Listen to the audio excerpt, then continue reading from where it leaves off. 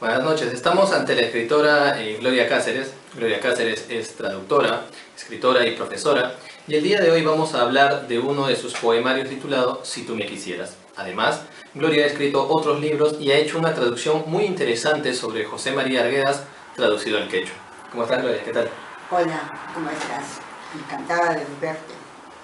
Muy contento también de estar aquí contigo compartiendo una amena charla, un vinito Bordeaux y... Excelente, como te mereces, ¿ah?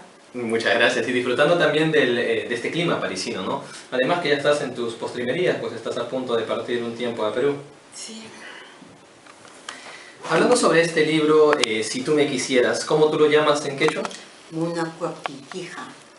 Ok, un poco difícil para mí de pronunciarlo, pero este libro es un libro bilingüe, en quechua-español. ¿Cuál es la intención? Bueno, la intención, ¿por qué escribo en bilingüe? Eso es lo primero.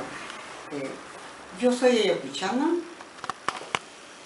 quechua hablante, o en todo caso diría bilingüe. En mi familia se hablaban las dos lenguas, pero llegó un momento en que yo olvidé la primera lengua, porque me fui a Lima a los 6 años y a los 8 años me había olvidado. Pero después, cuando des unas vacaciones, siento que es fundamental.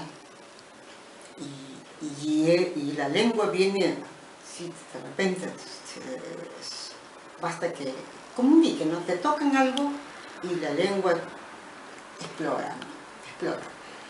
Entonces, la intención es que la lengua, mi primera lengua, la lengua de muchos, no desaparezca. Que tampoco el quechua sea solo una lengua de la familia, de la casa, del dormitorio, de la cocina, sino que se convierta en una lengua literaria, que tenga ese estatuto, ¿no? Y que se puede utilizar en todos los contextos. Muchos de nosotros que somos bilingües, quechua hablantes, no tenemos ese propósito, pero últimamente creo que sí, hay un resurgimiento, podríamos decir, renacimiento.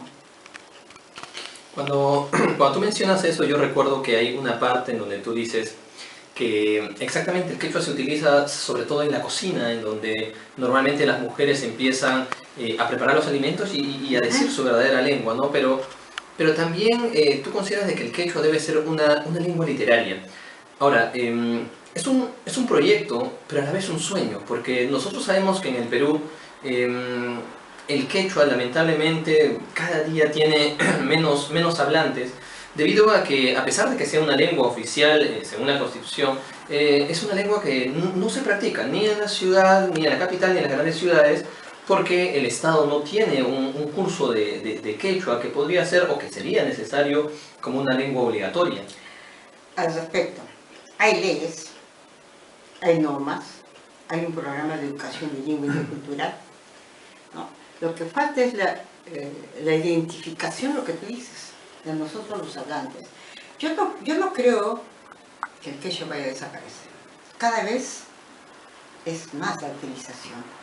Últimamente he visto en el periódico que hay una señora, dos personas del Cusco han escrito un manual que sea útil para los policías en la comisaría cuando asistan monolingües, los ayuden.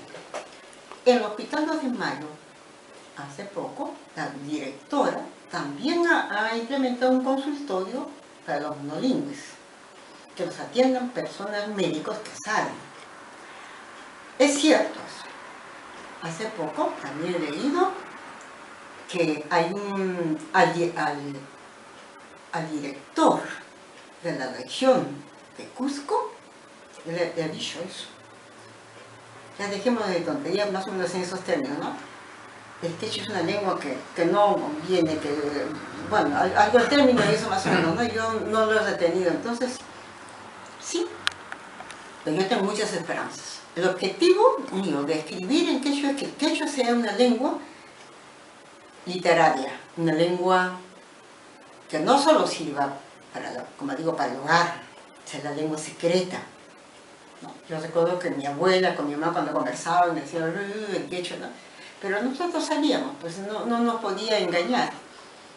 La ventaja nuestra, si te lo digo así con orgullo, que mi padre jamás nos prohibió que nos juntáramos con los niños monolingües, con la gente que trabajaba en la casa, con la gente que daba la comida. Más bien nos dio el vetado diciendo, mira, si quieren irse de allá, váyanse. Un tío a mi papá le llamó la atención. Oye, le dijo, oye, Corpus, mi papá se llama Corpus, le dijo, ¿estás loco? ¿Cómo permites que tus hijas sigan hablando? Mira que van a ser motosas. Entonces mi papá dijo, ella sabe lo que hace. Y eso me gustó mucho de mi padre. Entonces nosotros cantábamos, bailábamos, jugábamos en quechua. Esos recuerdos yo jamás los olvidé. Y están en mi relato, ¿no? En los cuentos que... En los cuentos, sí, sí. En los relatos. Y también está en otros que hay 3 cuentos inéditos. Como decía Tochi, como buscando autor. Pero lo que tú dices es cierto. Sin embargo, hay muchos autores y muy buenos autores que provienen del Ande, pero que no escriben en quechua. Porque no lo saben. Pero caso muy particular es Arguedas. Ah, Arguedas también hizo muchos textos, pero no lo hizo en quechua. E incluso tú tuviste que traducir a Arguedas haciendo el cuento Guarmacuyay o los otros cuentos que tienes aquí. Ahora el problema que pasa, incluso tengo un artículo que he escrito y que jamás yo lo he publicado y he tenido críticas, aceptación, gente que está conmigo y gente que dice no. Y ese artículo me ha valido que, bueno, así entre comillas, que estudiantes de traducción de la Universidad Inglesa, de la Universidad Americana, de contacten conmigo y piden bienvenido a hacerme las entrevistas. ¿Por qué? Cuando yo leí a Arguedas en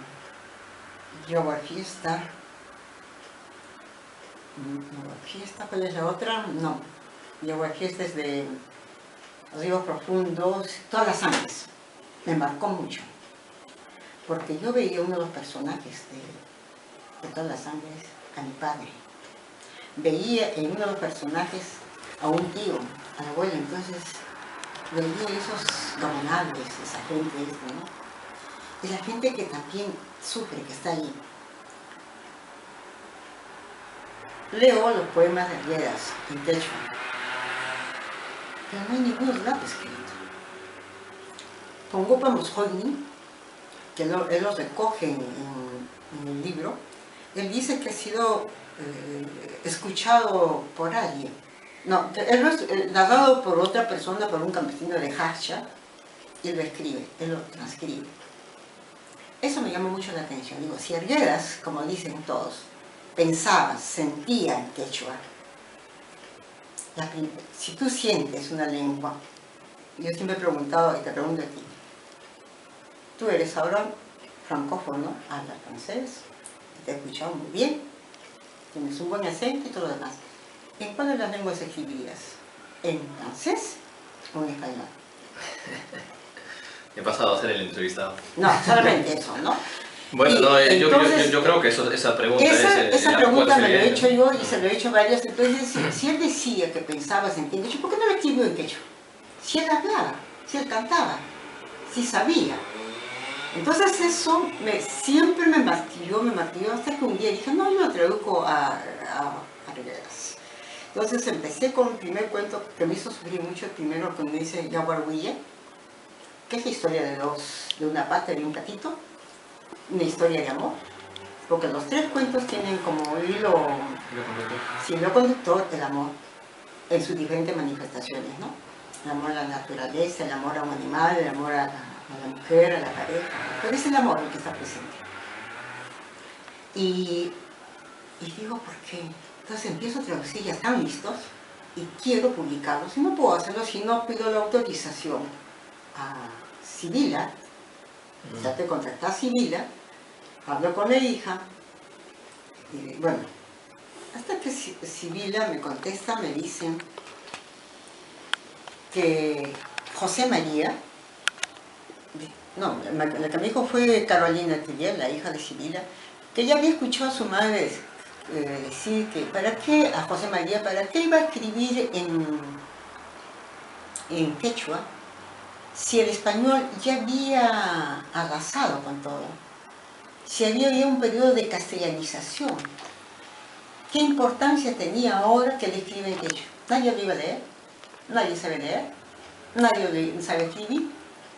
Bueno, pues quizás sea cierto en la época de la guerra, cuando le escriben, pero ahora hay programas. Entonces, esos programas te enseñan a leer, escribir a los niños en su lengua materna, como se dice en todas partes. Las primeras debe ser en la lengua de uno, la lengua de la casa, la lengua de uno. Cuando esos niños están implementados en la lectoescritura, llegan los dos, ¿qué van a leer? ¿Ritos, tradiciones? ¿Solamente eso?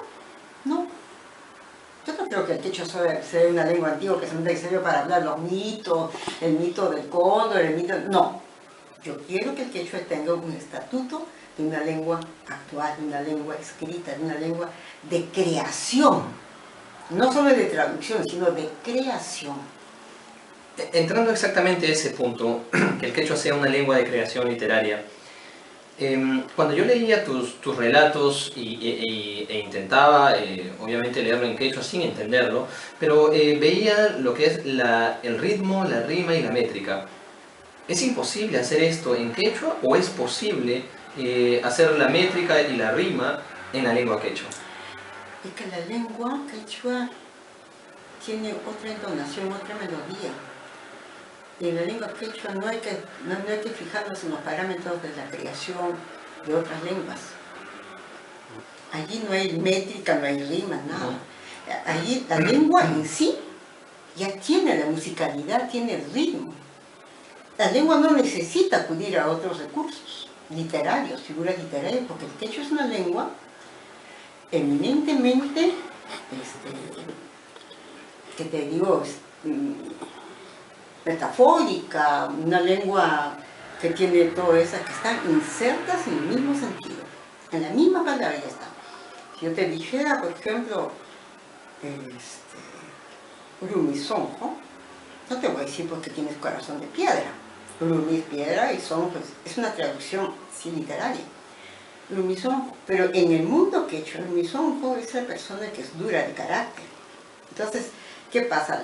Que las propiedades de los elementos van a pasar a decir una cualidad que no es una cualidad real, sino una cualidad imaginativa, ¿no? ¿Sí? Volviendo a la temática ahora del poema, en donde observamos la suposición, el rechazo, en algunos casos la idealización, el amor, tema característico, y la soledad. ¿Son temas característicos de tu poesía o son temas característicos del mundo quechua, en donde mucha gente relaciona tanto las canciones como los poemas con una especie de tristeza y soledad? Yo no creo que sea eso. El quechua es una lengua, como todas las lenguas, que pueden transmitir sentimientos de soledad, sentimientos de amor, sentimientos de alegría, sentimientos de todo.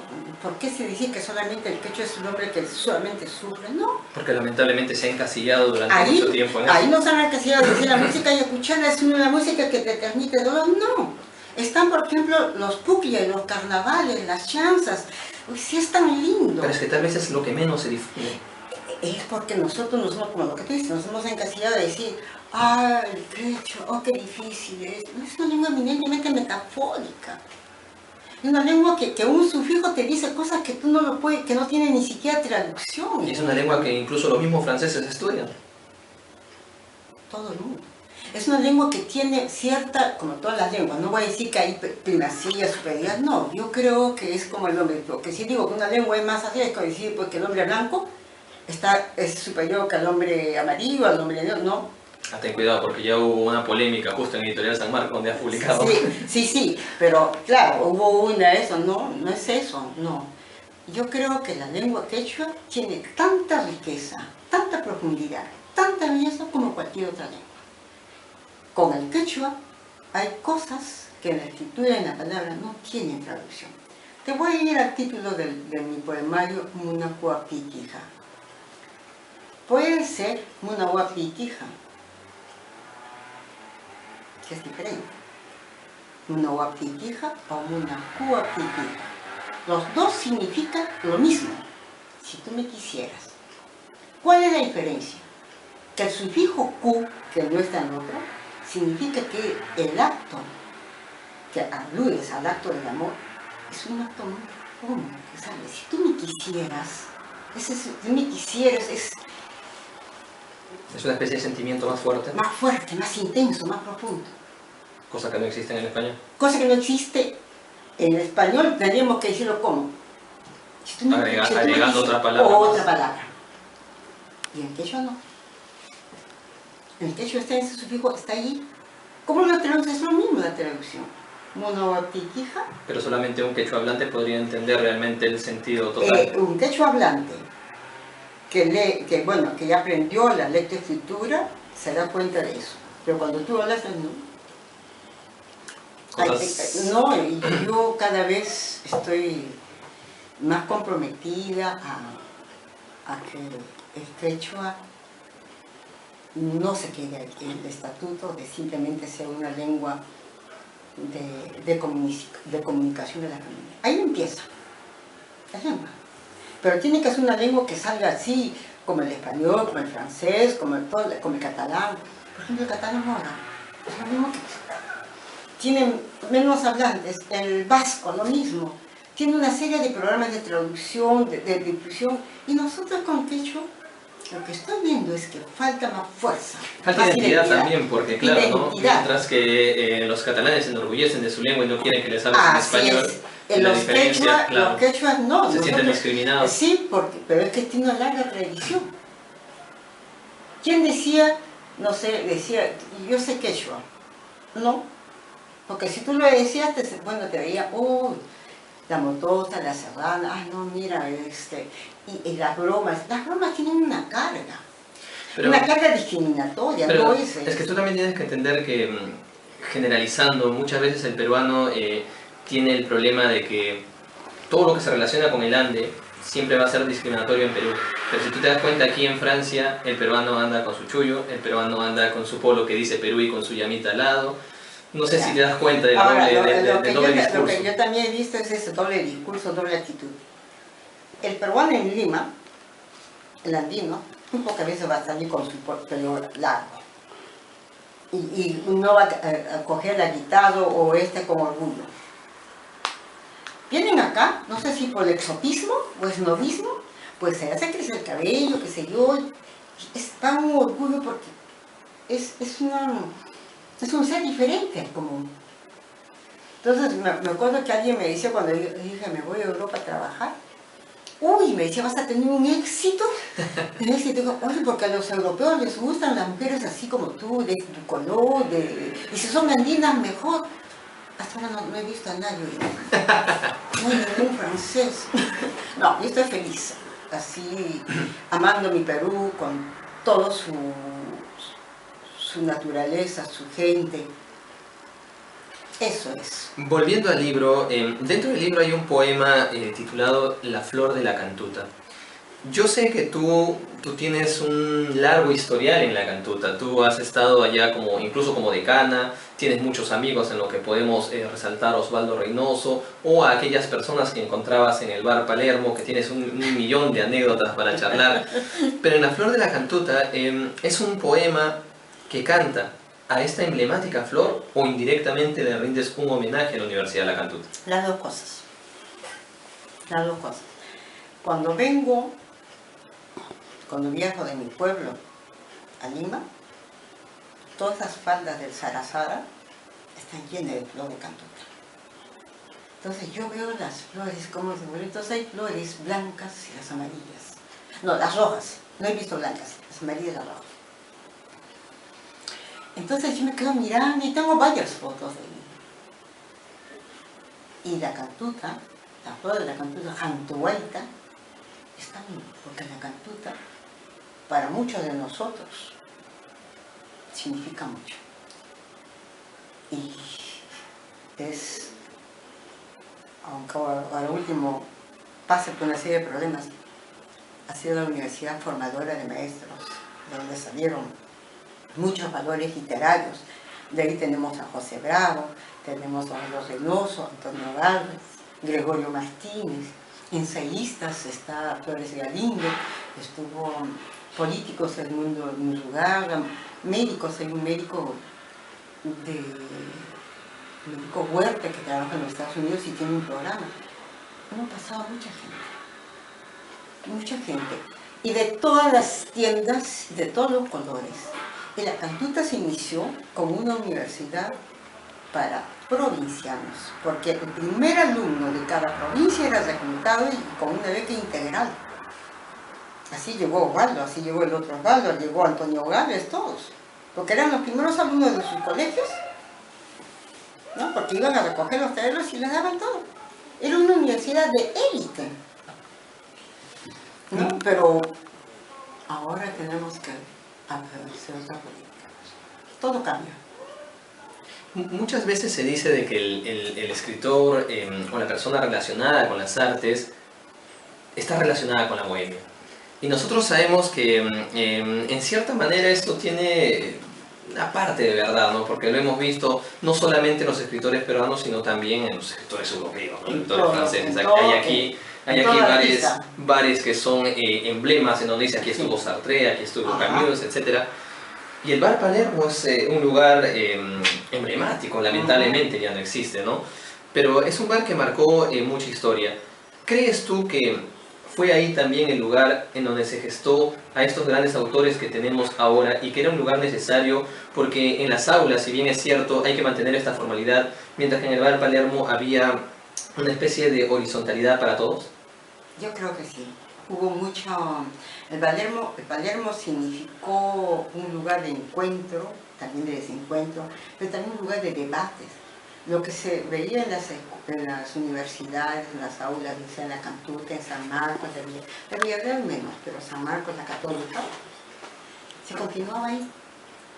Entonces, y yo he conocido a Juan Gonzalo en Palermo, a Martín Galán. ¿A Juan Gonzalo Rose? Sí, a Martín Galán lo he visto, a Osvaldo lo veía siempre, y entonces habían no solo poetas, eran políticos, a César Lévano, con Osvaldo Aspicueta, todos ahí estaban.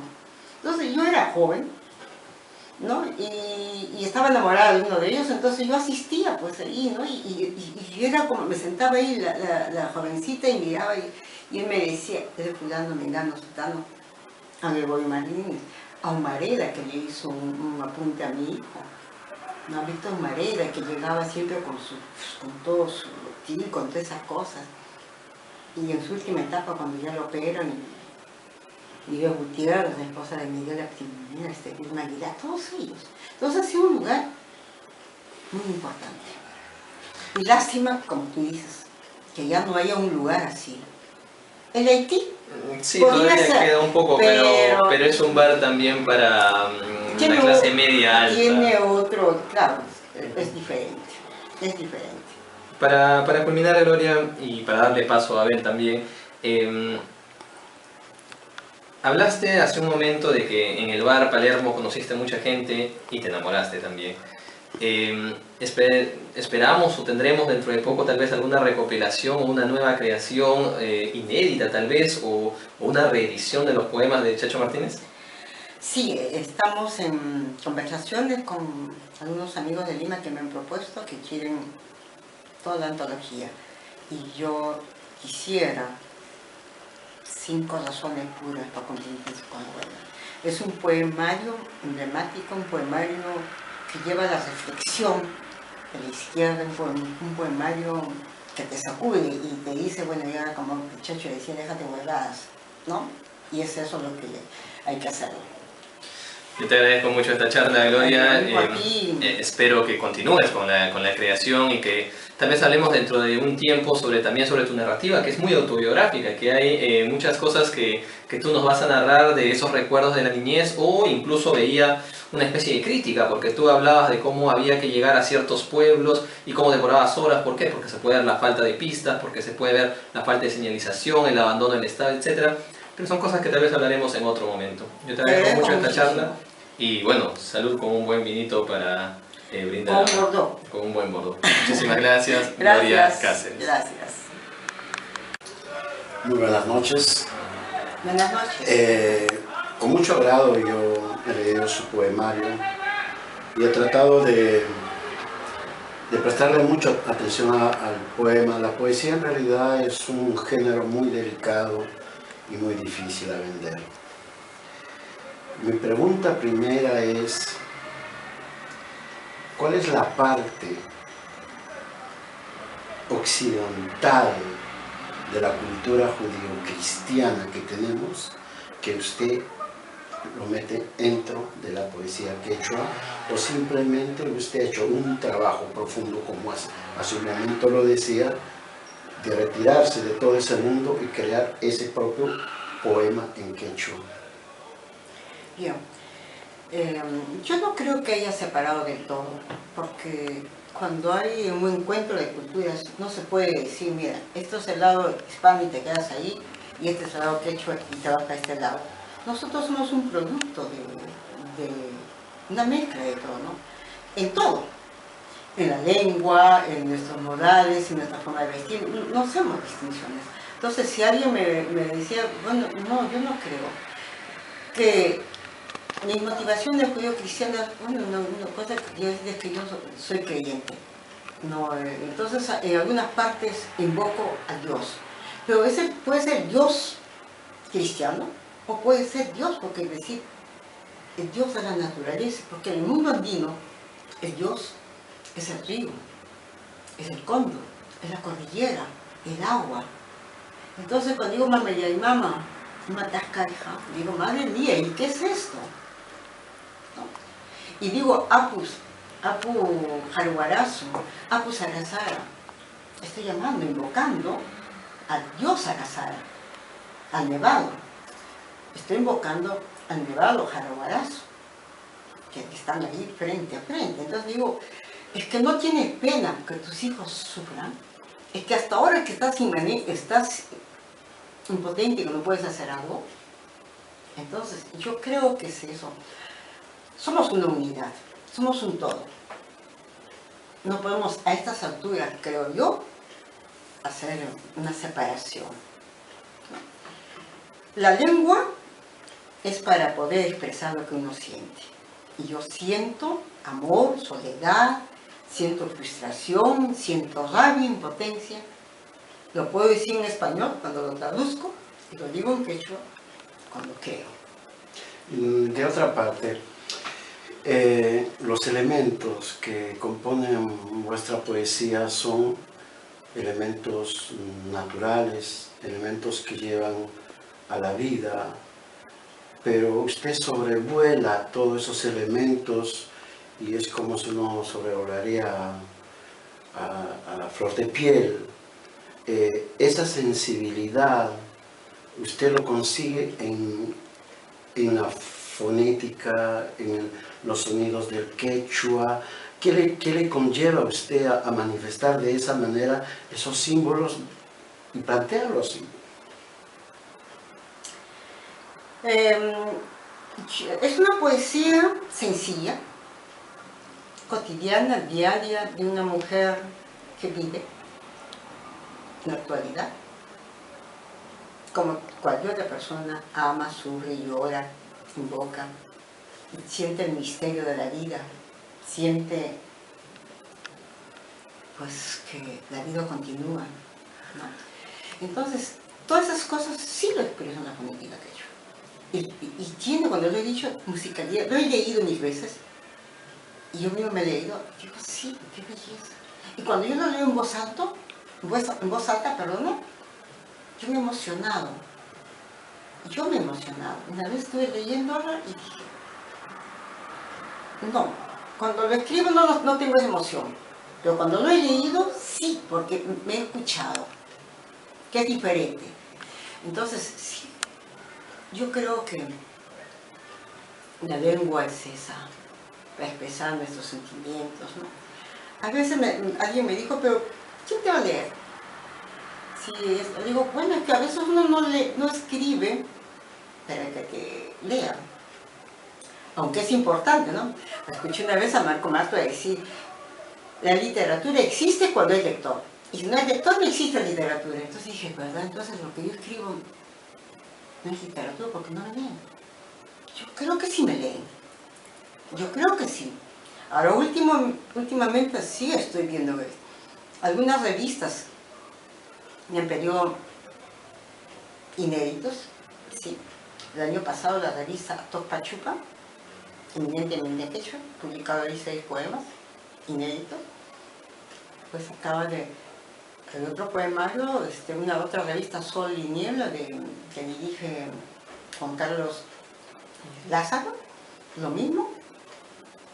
He mandado 3 poemas y la revista Comentario. Entonces, yo dice que sí. Si no me hicieran caso, no me pidieran. No, entonces sí, poco a poco. Entonces yo pienso que sí, poco a poco. Y además yo no soy la única que escribe en quechua. No soy un ente aislado. Hay toda una corriente. Tenemos al congresista Hugo Carrillo, que ha empezado. Tenemos a Sócrates Susonaga. Tenemos a Dida Aguirre. Y hay muchos otros poetas. Oye González, que vive en los Estados Unidos. Y escriben, traducen de aquí cerca, ¿no? Está Nilo Tomaya. Entonces, hay todo. Ya, es como una red que ya nos vamos solidificándonos y haciéndonos, ¿no? De otra parte, dentro de lo que yo consideraría en vuestro poema la simbología, encuentro mucho la presencia de las aves, encuentro mucho, ya lo habló usted mucho, la cantuta, y no sé si me parece, pero es mi manera como lo interpreté. Veo la presencia del hombre creador, en el caso de usted, la mujer creadora, y a la vez ese ser destructor. Eso es lo que yo capté algo de su poema en ese sentido. ¿Me equivoco? ¿Destructor?